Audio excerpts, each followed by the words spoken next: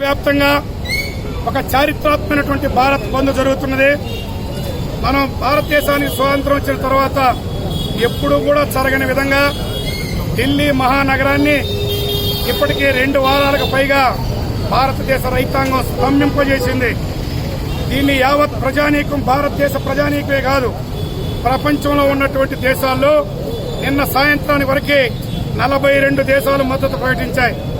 ఇవాళకి సాయంత్రం అయ్యేటప్పటికీ అది సంఖ్య దాదాపు 70 నుంచి 80 దేశాలకు వరకే భారతదేశంలో రైతాంగానికి మద్దతు వచ్చింది. ఏమిటి ఈ రైతాంగం చేస్తున్నటువంటి ఆందోళన? ఎందుకు ఇంత పెద్ద ఎత్తున నిరసన వచ్చింది? వర్షాన్ని లెక్క చేయకుండా, చలిని లెక్క చేయకుండా, కోవిడ్ ని లెక్క చేయకుండా ఎందుకు రైతాంగం ఢిల్లీలో పడిగాపులు కాస్తున్నారన్న విషయం మనం అందరం ఆలోచించాలి.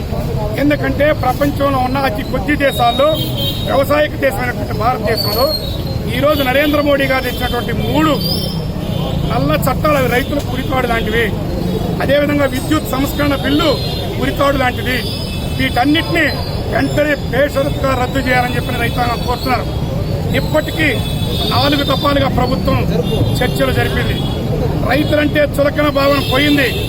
రైతు అన్నం పెట్టడమే కాదు, అన్నమే కాదు, గన్ను కూడా పట్టగలడు, లాఠీ కూడా పట్టగలడు, ఎంతకైనా తెగిస్తాడని చెప్పే రైతులు చాలా శాంతియుతంగా, చాలా పద్ధతి పాటించి ఈరోజు యొక్క సమ్మెను చేర్చడం చేయడానికి ప్రయత్నం చేస్తున్నారు.